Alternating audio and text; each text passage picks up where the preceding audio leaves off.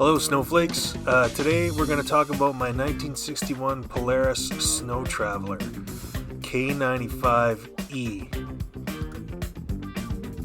So the engine that came with this sled was incomplete. It was supposed to have been rebuilt, and I think it had loosely been looked over and maybe had a new head gasket put in, but I needed some more parts, so I went on Kijiji and I found another engine.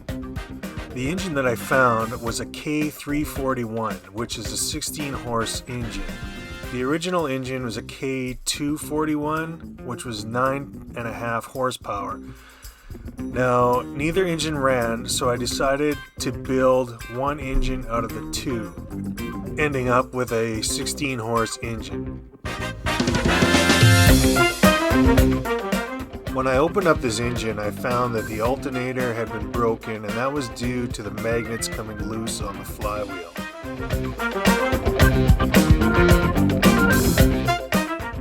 The pulley that was on the end of the crank was on so tight that I had to cut it off. The same went for the exhaust manifold, actually the nipple that holds the exhaust on. It was in very tight, so I ended up cutting it off and using a cold chisel to break it out of there.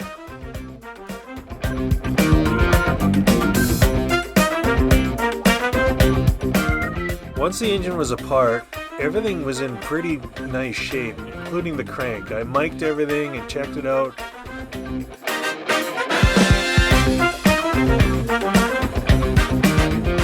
The valves weren't bad, they were slightly grooved, so I put them on my valve grinding machine and touched them up a little bit.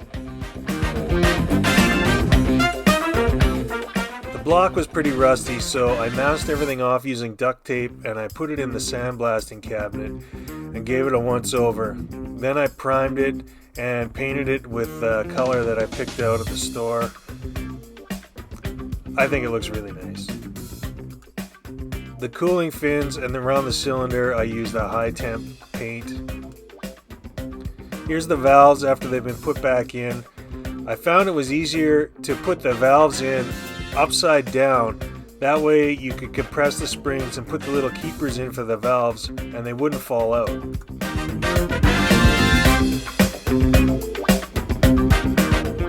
This engine uses balance gears, and the gears were in great shape. The bearings needed to be replaced and then re-shimmed, and I found these online.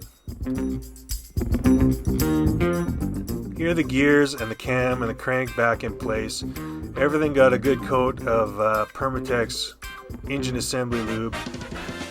This sled had the original secondary still on it, but the engine did not have the clutch, which was a Salisbury 600. Now, I weighed my options and I figured, what the heck, I'll try and find an original clutch, which I was able to find in the United States from some guys in the Salisbury Vintage Restorer Society, which is a scooter club, and I guess they used those drive clutches on Salisbury brand scooters. So here's the clutch I received, and it's in excellent shape. It had actually been rebuilt from the gentleman that I bought it from. So it's ready to go. The only thing is that the engine needed to be slightly modified by turning the crankshaft down to fit the bore on the clutch. So here's the crank after being turned. I also had to make a stepped key and the pilot that would fit inside the clutch. After I turned the crank down, I made a little cupped washer that would fit against the 45 on the end of the crank. I don't know if it's necessary, but I put it on there anyway. I also needed the pilot that would go inside the clutch, so I made one at work and it fit pretty nice. The piston and the cylinder both measured in great shape and nice and round. I did need new rings though, and I managed to pick those up online.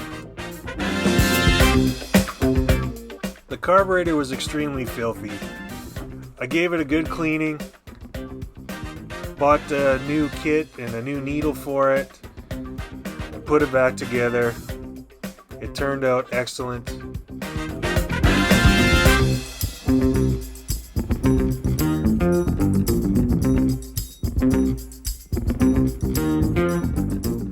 fuel pump needed service too. It wasn't awful, but I guess these pumps are known for leaking. So the cure for that is to dress the plates on a flat table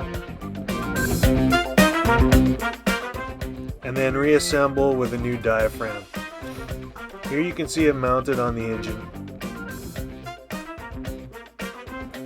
The fuel lines on this engine use a compression fitting that is an anti-vibration fitting. The rubbers on them were worn out, so I made some new ones. They seem to work.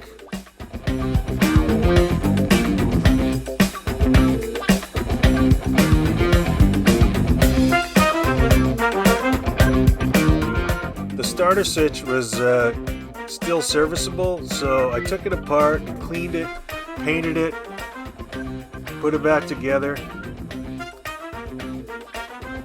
The cradle for the fuel tank used pieces of webbing as sort of an insulator, and I found some on a pallet at work. The generator had actually been serviced before I got it, and it came with a new voltage regulator as well, so all I did is put some paint on it. There's a sediment bowl on the fuel tank as well, so I cleaned that up. Turned out nice.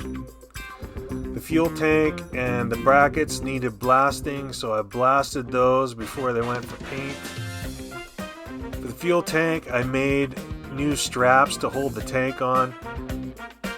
I blasted the old muffler and painted it and put it back on. It looks like new. Here you can see it's all starting to come together.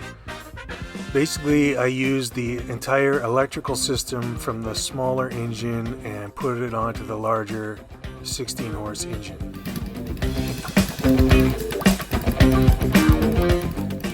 So that kind of wraps it up for the engine. It really purrs nice, looks good, but I'm going to call that the end for part 1. Part 2 will have me working on the drive section. And I've made good progress with that. I'll throw up a couple pictures here as a quick teaser. And thank you for watching.